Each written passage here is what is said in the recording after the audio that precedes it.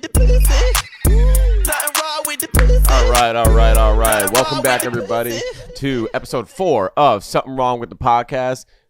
We're back, baby. It's Tuesday. Before I go anywhere, call in with any problems you got. 877-557-SWWP to get in contact with me, your intrusive thought therapist. We have some amazing calls coming later in this episode, guys, so stick around. Before we go anywhere, it seems like there's one story that's really taken over the timeline. Well, one seemingly that I thought had taken over the timeline, the Montoya. But before we get to that, unfortunately, Kanye is on his another spiral. It's his first of these in 5 years, and I just have to play this soundbite from his late registration album. Wake up, Mr. West! Now, it seems like Kanye is gone, and if it seems that way, it's because, let's be honest, he is. In an effort to get attention, he's spiraling. He's on another rant. Remember 5 years ago, his rant was very pro-Trump. He wore the red hat. He was very directive about kind of untethering some of these extreme neo-Nazi right-wing thoughts that he was having. And it wasn't until someone like Candace Owens leached onto him and empowered him and made him feel like what he was saying should be said, and it should be said louder, and it should be said on public television, it should be said on news networks, that Kanye felt. Remember that epic Alex Jones rant that happened as well a few years ago? Kanye found the right people to link up with to continue to get, all of the access, and he found his home. He found a home with this crowd. The problem is now, okay, let's go through some of the things that happened with this week's and weekends, and currently probably today's rant. Kanye's potentially lost $20 million tour deal because of the Grammy Stone Bianca. If you were on my live stream, and I encourage you to watch it, I talked extensively about Bianca's outfit and Kanye's and hers appearance at the Grammys. No need to get into that right now. Travis Scott and numerous celebrities unfollowed him. I think in this case, that's a good move. You might as well just separate yourself as much as possible, especially when you're someone like Travis, where you guys are by sex the same family. You're all involved with the Kardashians. And then even the streamer, one of my favorites, Kai Cenat, addressed it as well. He went on here and said this about Kanye. Address the elephant in the room. I seen the tweets, my nigga. I seen the tweets, bro. I seen the tweets. I don't know what's going on, bro. I think it's GG's.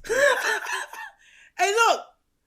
I think it is GG's. I don't know, bro. I don't know. I think, bro, it's crazy, bro. I don't know, bro. It's crazy. It's just back to back to back. I don't know. I think it's GG's.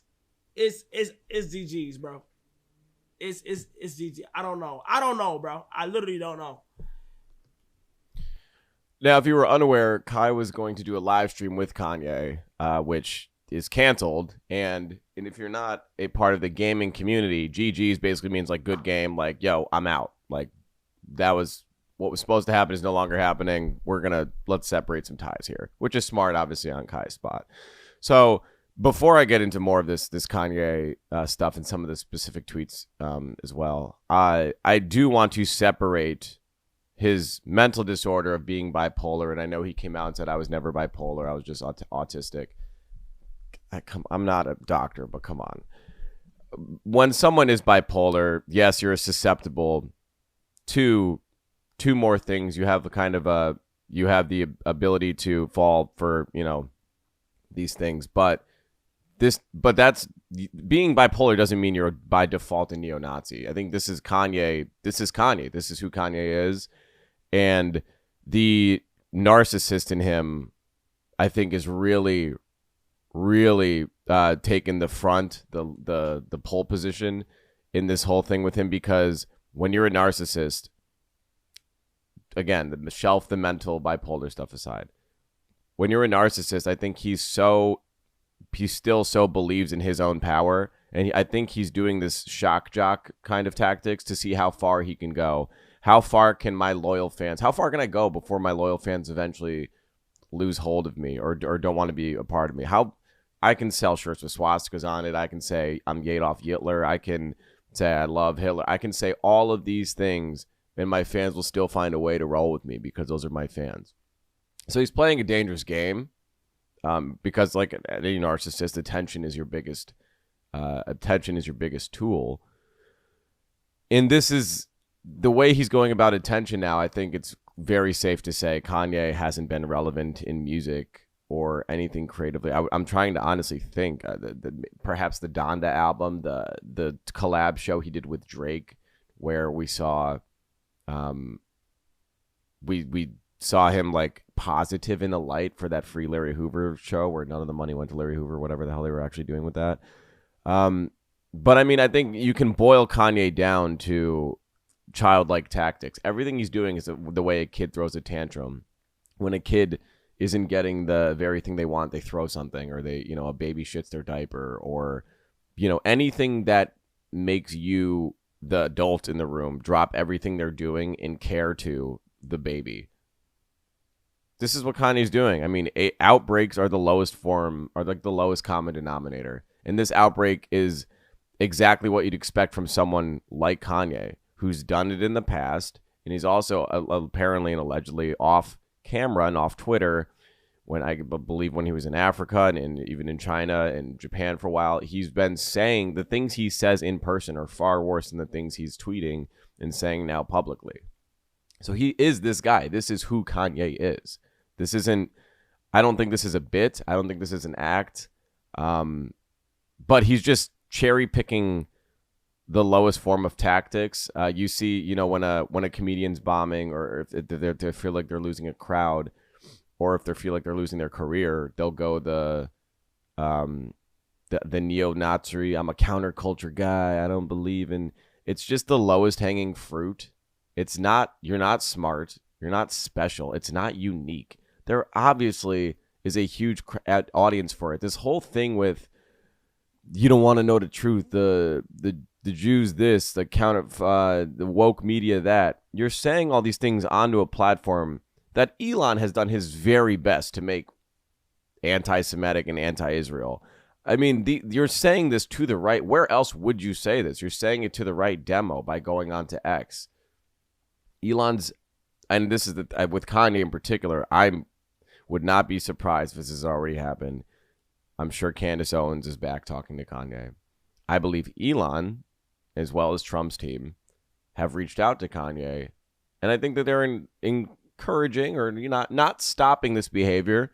I don't want to say like they're like, yeah, keep it up, but I think that there's a twinkle in their eye when they see someone as influential and as important as Kanye going through an episode and pushing rhetoric to the extreme that they echo, but Kanye just says it Band-Aid off. I think it makes them feel comfortable to tap his line and, Kanye, we'll give you, if you tweet, this amount of time throughout the day, or if you only speak on X, we'll give you so and such amount of dollars. I think that's important for Kanye because obviously he's about his money. He loves talking about how he's a billionaire 2 times over now, almost 3 million. We'll see how much that changes after this rant. We've seen people just the powers that be in the political spectrum. I think the whole skit on Key and Peele where we have Bush and then Black Bush, where Keegan-Michael Key plays, not Bush, sorry, pardon me, Obama and Black Obama, and Jordan Peele plays Black Obama, while Keegan-Michael Key plays like the polished political Obama, and he's like, we need to get the America needs to put our people first, and then Black Bush comes in and does the whole like and gives it to you straight.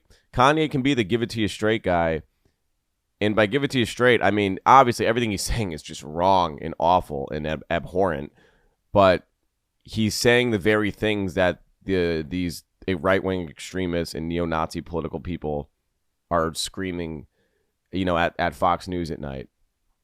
So there's a love for what Kanye's doing from a certain community, and that's what's scary.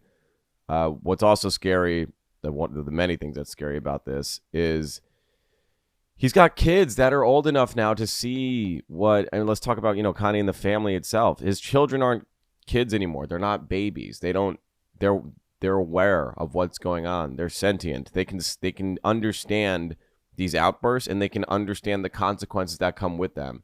And you're damn right. These consequences have a ripple effect. They're going to affect his kids directly. People will look at his kids a certain way because of the shit that he's saying. And I know not a lot of people have sympathy for the Kardashians of any kind. More often, I don't either. But I feel bad for Kim, and I feel bad that she has to have these conversations with her children that Kanye fathered with her. So this is an extremely difficult time for the immediate family as well. Back to the tweets and the nonsense he was saying. I don't want to read them, but along the lines of like, Me Too weren't real. They were fake, and real, fat women can't be sexually assaulted because how you fat? No one wants to fuck you anyway. Only people that fuck fat women are broke dudes. Like, it's just nonsensical bullshit. Again, just going back to the hacky tantrum move that he's going for now. Like, these aren't hot, nuanced takes. They're just stupid, low-hanging fruit opinions that are so, like, even if you are a hack, they're so dumb that, like, these are too basic to even regurgitate. But again, Kanye is in a creative rut. He hasn't put out good music. He hasn't done anything relevant in the culture in years, and he's just grasping at straws. I guarantee you he wouldn't be doing this if he had a good record coming. You know what this tells me? He doesn't have shit coming musically or creatively. He doesn't have a song worth putting a headphone on for. He doesn't have an album in the tuck that's worth listening to. We're seeing now he's posting these stupid script Sean John shirts. Thanks, Kanye. You're 23 years late on that. He's doing that, and then he's also posting his latest of genius creation, a white shirt with a swastika. It's lame. You're corny. It's fucking stupid. And if you like this, you're a fucking loser. That's the way I want to address the people that agree with him and the people that, this is the problem. When someone does this, I'm hoping most people that see it realize how stupid this is and how fucking lame these tactics are. But then you also you have to be realistic. There are people that see this and feel like someone that has this big of an influence, this big of a pull, you're seeing someone get, hundreds of thousands of retweets, likes, and whether or not you're sharing it for the idiocracy of it, or you're sharing it, to my group chat, we've shared, like, can you believe, like, what is going on? Point is, it's being shared and it's being spread, and it's coming across the phones and screens and faces of people that do believe these things and do feel like now, well, if Kanye's doing it publicly, I can do it publicly. It used to be something I reserved for me and my friend group. But if he's saying these things, like, who's going to stop me from going on Twitter and saying, I love Hitler? Or who's going to stop me from going on? It won't have the reach that Kanye is getting, but that statement, that ricochets, that'll rock the ecosystem, the cultural economy. It's the same tactic as Elon hitting the Sig Heil, which, my heart goes out to you move that he's trying to, rebrand as. The problem is when Elon did that, it's let people know that you can be comfortable doing this motion as well. You have a home here. It's safe here. I didn't get in trouble for it. I also just fucking ducked it and said, I don't know what you're talking about. Guess what? I've seen on my timeline. Again, I don't follow any of these stupid right-wing accounts. I've seen more people hit that fucking move than I have in the last week than I have probably since I've ever had a Twitter.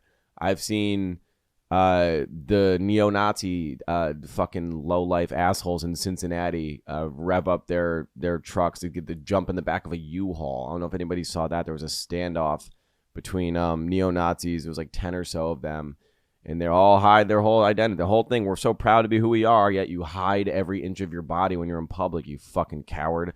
They're in all-black garb with these stupid Oakleys that are choking their face, that dumbass glasses that Kanye can't stop wearing now. That's like step one to just like Terminator Nazi. It's like you throw that stupid thing over your face and it just cups the fat around your fucking lipstick cheeks, and you just become just an angry, just hate-driven being. These neo-Nazis are on a bridge, an overpass in Cincinnati in a black neighborhood, and they're the black people that live there are approaching them like, yo, get out of here. You're not welcome here. Go the fuck back to wherever you're from. And they're, waving their swastika-laden flags, and they're hitting the Sig Heil, the "My heart goes out to you." They're hitting that move that found its way on the inauguration stage.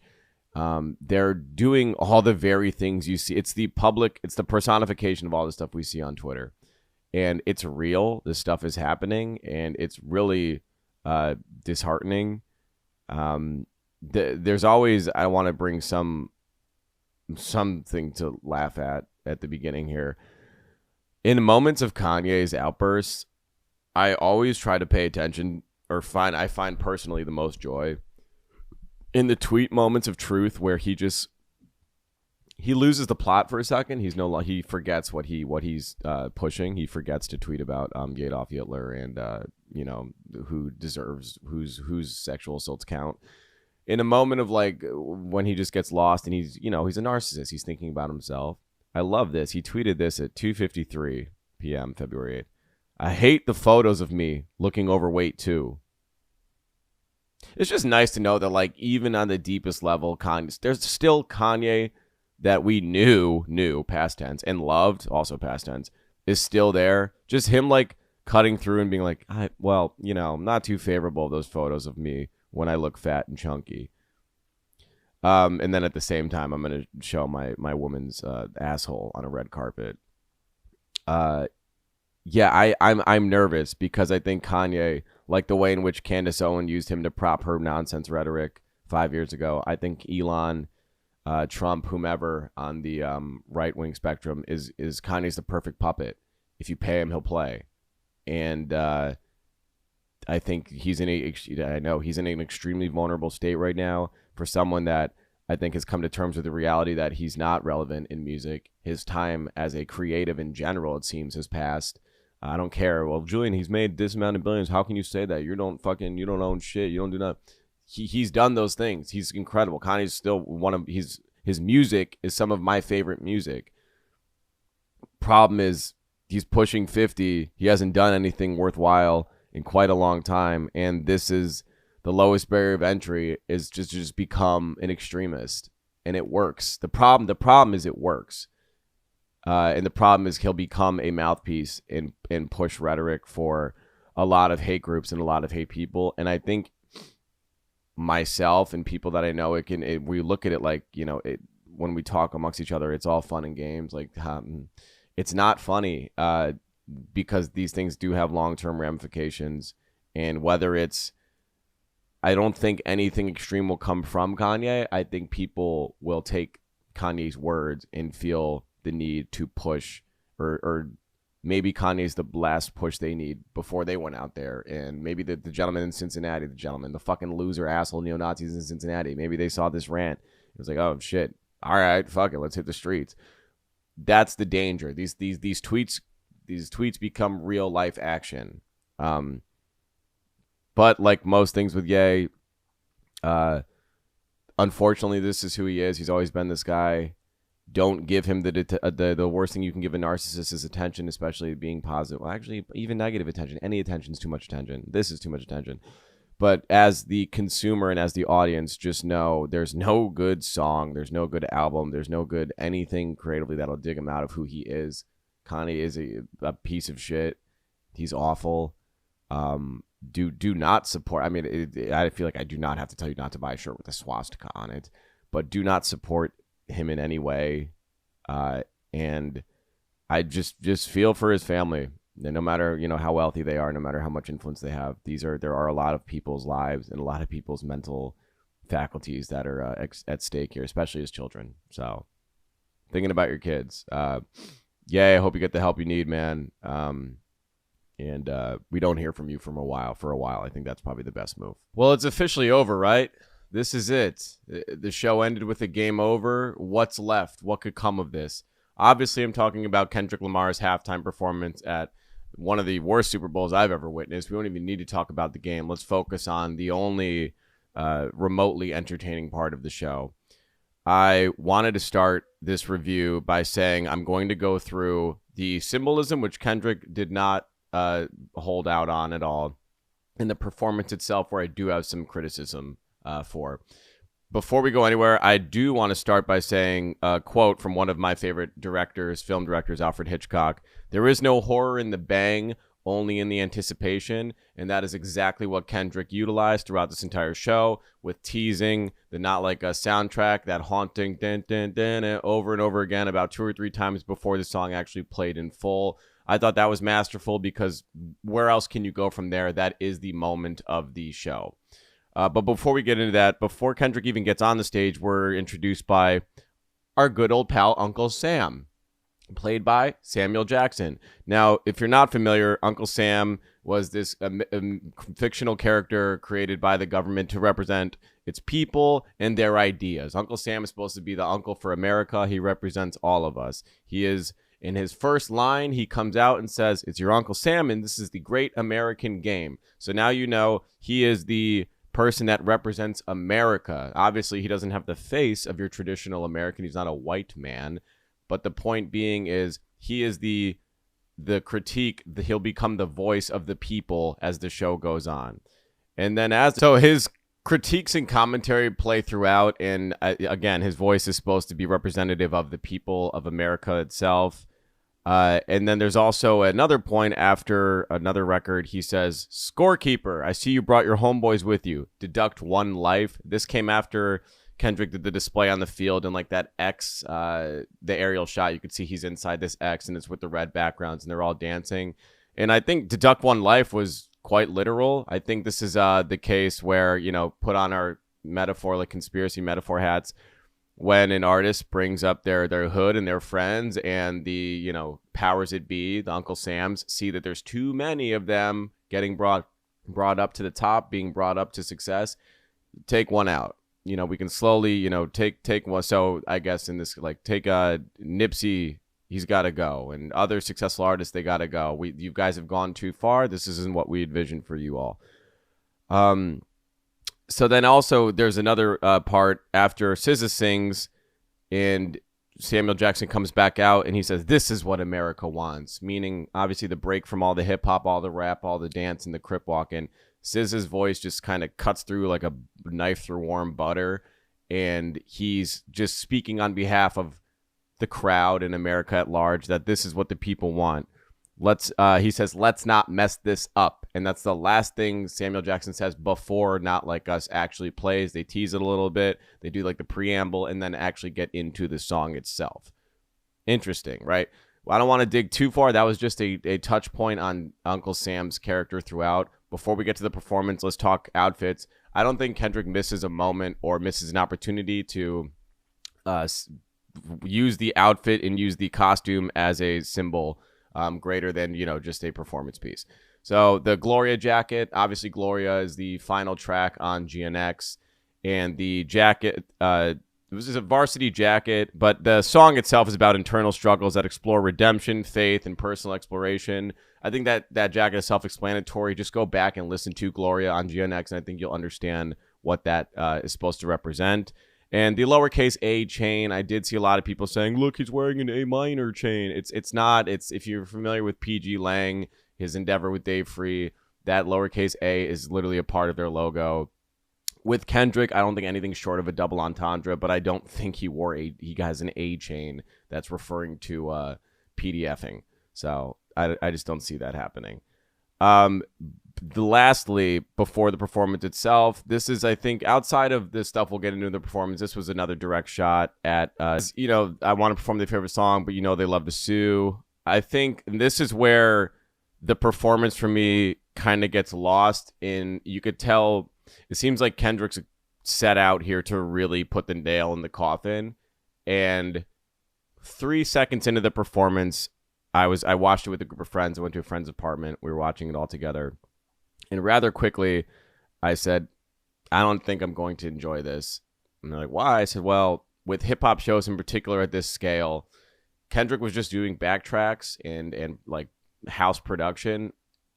Hip-hop, especially in that setting, when you're trying to win over a specific crowd and just that large of an arena, you need to be overstimulating. I think like being in New Orleans, not having a live band, a marching band at that, or any live percussions is tough.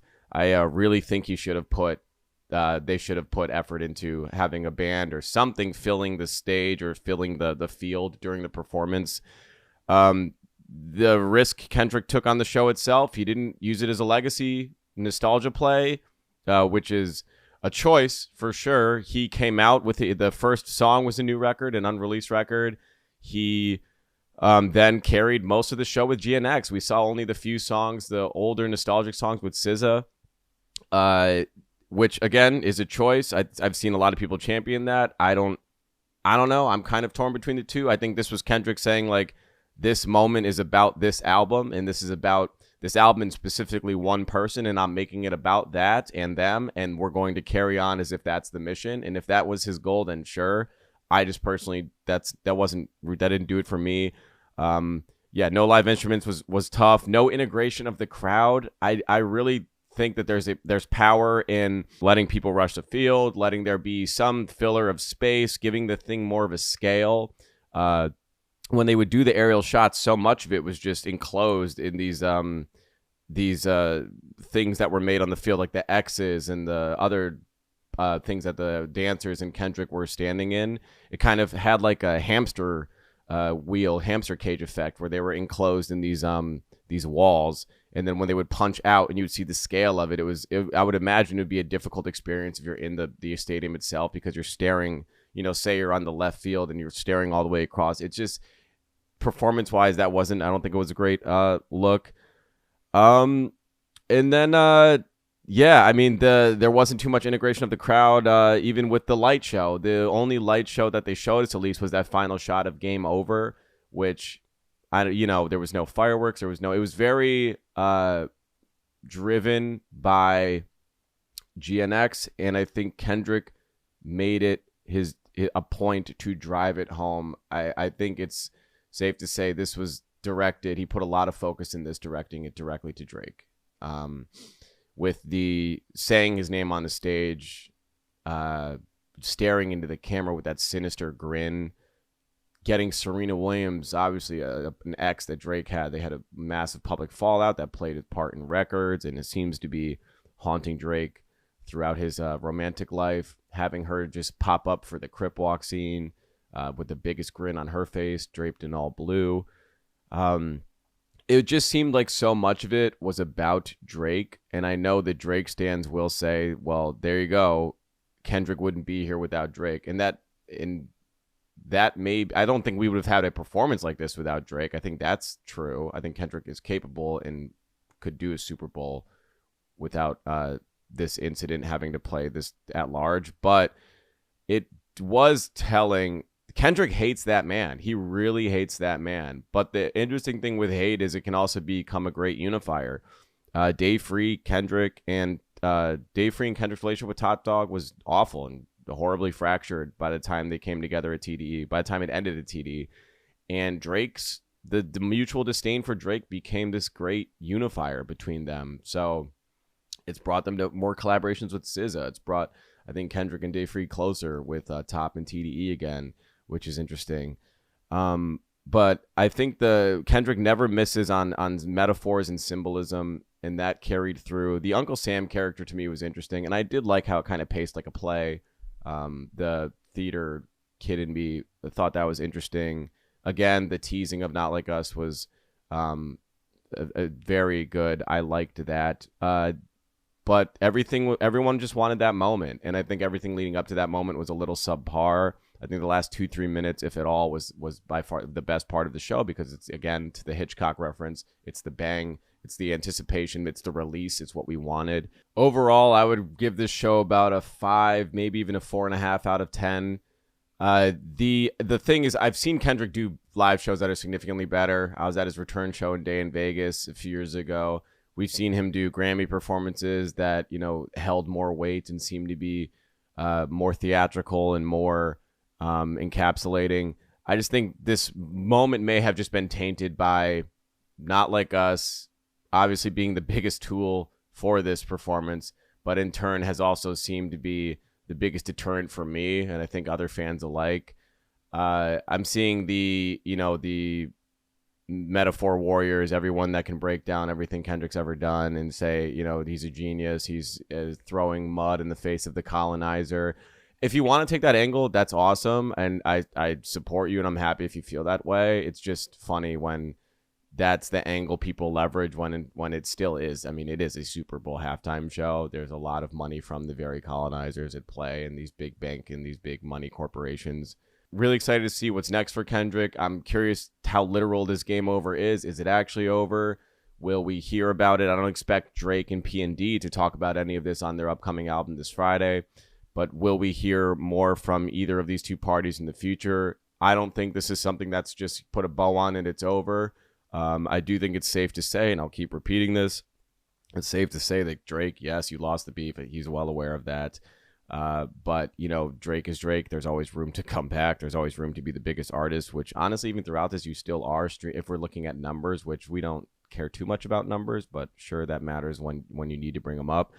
And Kendrick, I'm curious to see what's next. Will hate fuel your next project? Will you stick to this West Coast sound? Will you continue to collaborate with younger West Coast artists alike and producers and continue to seem like put more people on?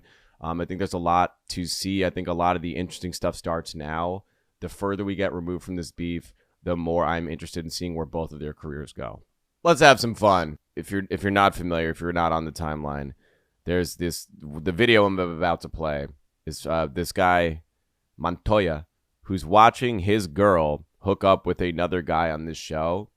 And there's context to this. Apparently they were trading shots, so to speak, meaning that the gentleman that's getting cheated on had cheated on his girl, and there was another video of her like twerking on this guy in a pool. Like it's just a mess. They don't belong together, but guess what? It makes amazing television, so we're gonna watch. They put out a recent video of the video went viral in Spanish, which is awesome because it hit like Black Twitter and Twitter just in the States, and obviously many people here don't speak Spanish, but you can feel the emotion. Everyone's saying it channels that like R&B, a real R&B album, a real R&B music video. You'll see here if you're watching on YouTube. But let's play this, and there are subtitles. I'll read over the subtitles so you can understand if you're listening audio what's going on in English. So right now, currently, the setup is we're watching Montoya, who's on a beach with another woman, not any woman that he's sexually romantic with. He's watching on television the live camera footage of his girlfriend cheating on him in real time with this other guy. Looking at a tweet from the San Francisco 49ers. We're looking at a tweet from the Boston Celtics of Peyton Pritchard hitting a 3, and they're captioning it Montoya por favor against the Knicks. First of all, fuck you, Celtics. You had to beat the shit out of us to watch the Knicks. We got blown out by like 30. It's not worth getting into. We're not the team I thought we were. But this has hit like the threshold of I'm looking at soccer clubs are posting this. I mean, this is fucking like Mario dubs and AI creations.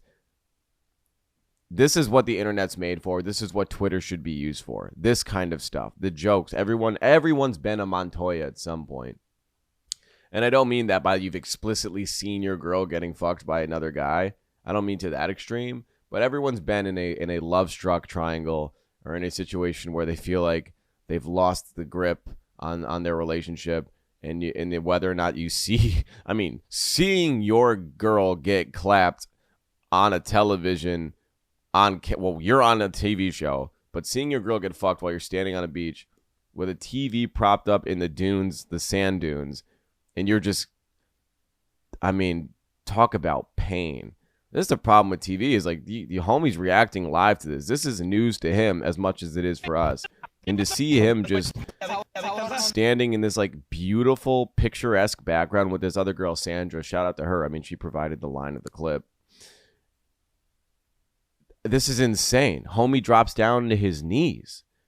The TV itself is dressed in like these plants. It's made to, look like it's a part of nature when there's just a massive LED like 16-inch screen sticking out of what seems to be like a Birds of Paradise. We have these 2 straw chairs over here, the waves just rolling in the background where we see the brake line. I mean, it's beautiful. But it's just this, with all this beauty comes so much pain. What's beauty without pain? I think that's what we're looking at here. We're looking at the cycle of life and the cycle of love. I guess the U.S. Open is tweeting about this. I mean, it's everywhere. I mean, at this point, I think we're even past talking about it. But I mean, this is what the internet was made for. This is what Twitter is built for.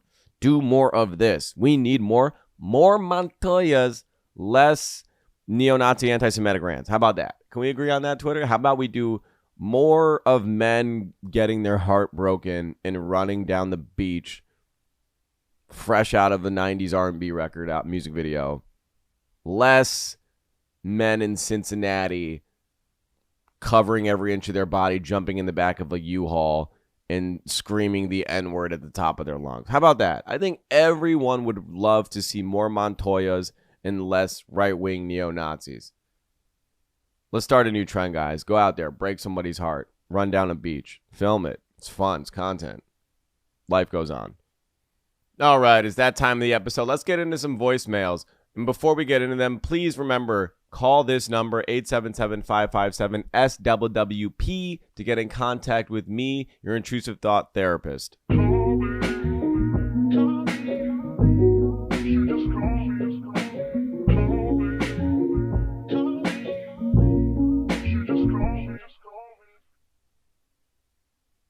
Hey, Julian, it's Chris. Been watching you since the Rory Mall podcast, of course, but I have a question.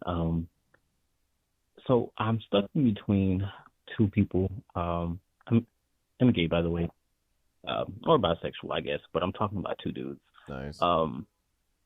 One does a lot for me, and the other one, he kind of, I guess. Wait a minute. He said he's stuck between two people. Ayo. Sorry.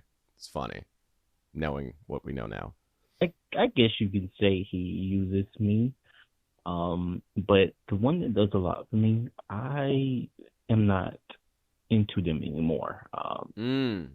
He's my ex, but he wants to be something more. But I'm just not into him anymore, physically, mentally. But the one who doesn't want to be with me, I guess you can say. Of course you want him more. I'm all in for him. I just want to know how to go about that. I'm very, very confused, Julian, on what to do. Because if it's the option to, I don't really have to be with neither, I guess I would be with neither. Well, you know what, Chris? The crazy thing is that is an option. You don't have to be with either of them. The world's large. There's plenty of men out there. I think you seem to have limited yourself to just these two options as if they're the only two. That's not the case. I feel like ultimately that'll be our fix, but let's go through this here. Let's pick out some of these things that you said. So you're all in on the one guy that doesn't want you, and gay, straight, bi, whatever your love preference is. That is the most common, most like everyone's gone through that experience. Everybody is into the person that doesn't want them, and it seems like they're stuck. That's a bad word. I mean, you said you're stuck with someone that seems to care about you, and someone that you at one point cared about as well.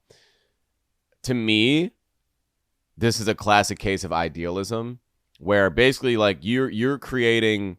You have your boyfriend, your ex, the one that likes you. You have him in like this. He's your guy. But the guy you're chasing seems so far away. So what idealism is, basically you've created a version of this guy, the one that has no interest in you. And so now when you're with your ex, the one that's giving you the attention, you're assuming the guy that's ghosting you or the guy that's not giving you any attention has all of these tendencies, does all the right things, can make up for all of the guy you're seeing's like discrepancies, everything that he lacks. The guy that you can have, you're assuming has those things. You're projecting a better version of this guy than the person you have that's already with you. And I'll tell you what, maybe that's true. Maybe the other guy, the dream man, is better. Could be. Could have a better six-pack. Could, be a better cuddler. He could be a better listener. He could have better taste in food. All those things could be true. Or you could be making them up. But point is, homie doesn't want you. He doesn't want you. This perfect, the idealistic man that you've created doesn't seem to care about being romantic or being in a relationship with you.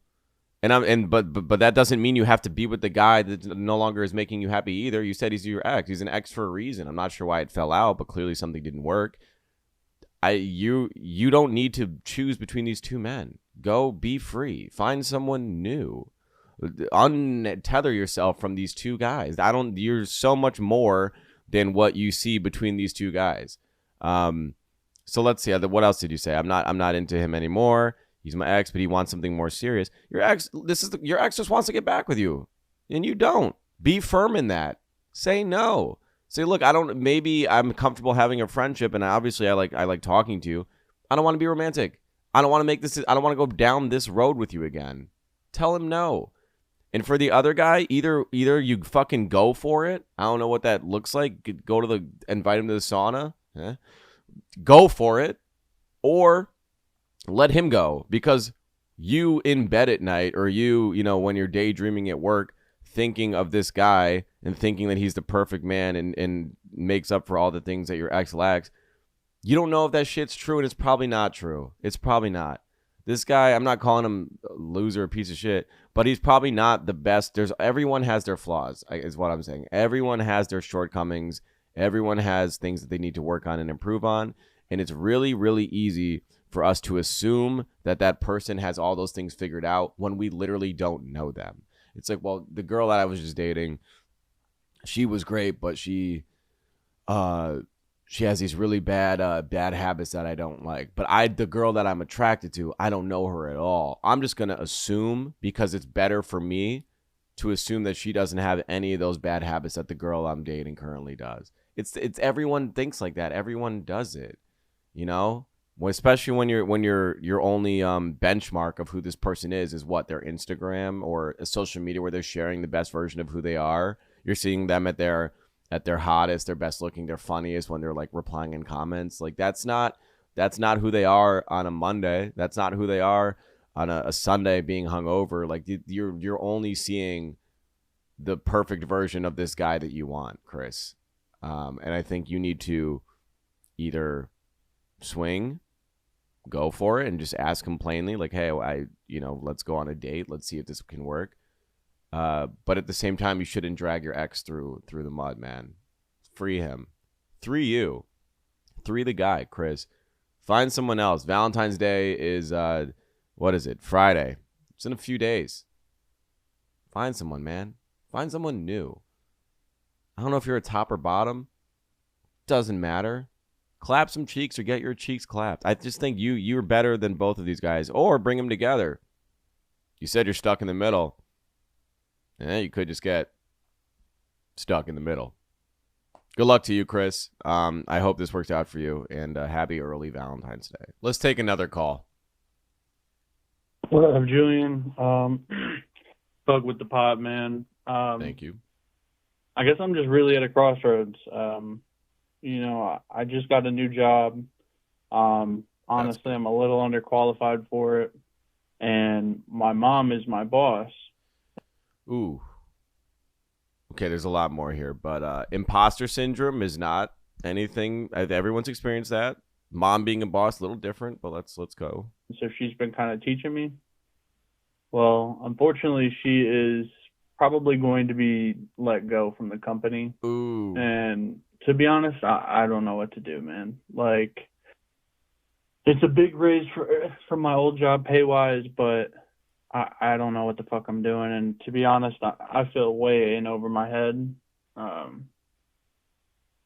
just, even not so much this situation, but like, what do you say to someone that just feels lost? Like, I'm about to turn 25. I have a good girlfriend. Been together for 3 years this month. Congrats. We live together in an apartment. Things are going well. I just feel very unsatisfied on the career side. I played college football, but I didn't finish my degree. And I don't know, man. I feel lost. I'm not really sure where to go from here.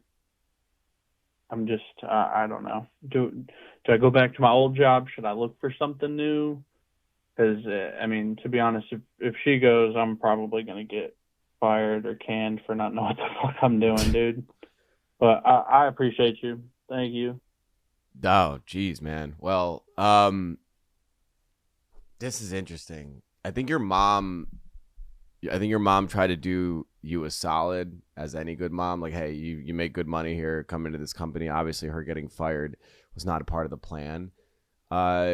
You said you're not qualified. I mean, any new job has a learning curve. And I think you need to give yourself grace to figure out. I don't know what the job is, but I think you need to give yourself grace to get acclimated.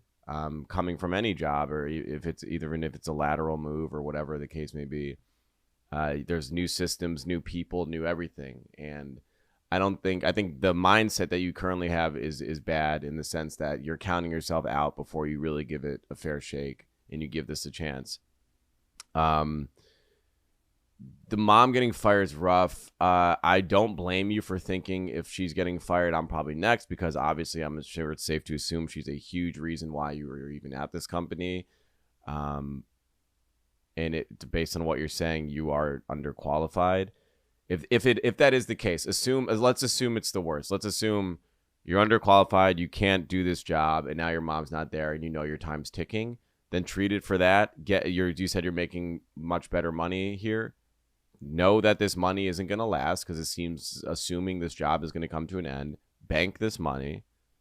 Take this as like bonus money, whatever you were making at your previous job. Whatever this is making up for in increased income, that's not like, don't use that as like fun money. Bank that shit, because I think you're probably going to happen here is, while you have this job, you should be looking for other jobs. Do not coast because you're currently employed. Look for other jobs. Maybe your mom can even help you with that too. I'm sure she's looking as well. Look for other roles. And stack your money. Those are the first two things you need to do immediately. But considering you still have this job, don't give up on yourself because you feel like you're unqualified. I've taken jobs. When I started the record label, I didn't know what the hell I was doing. I felt underqualified, but you learn. They hired you for a reason, even if the reason is your mom could probably hooked it up. But point is, you have the job. You're smart enough to get whatever they need done. Nothing is beyond reach. Ask your mom. Even though she's not there, I'm sure she could give you tools and give you resources and help you how to get this work done. Use Google. I learned all this tech, back-end video editing software. I didn't go to school for this. All YouTube Academy. Use resources, man. Don't feel like you're left alone. Don't give up on yourself because you feel like you're not in a position to. You feel like you can't play ball at this level. You can. You're there. You're in the game. Play.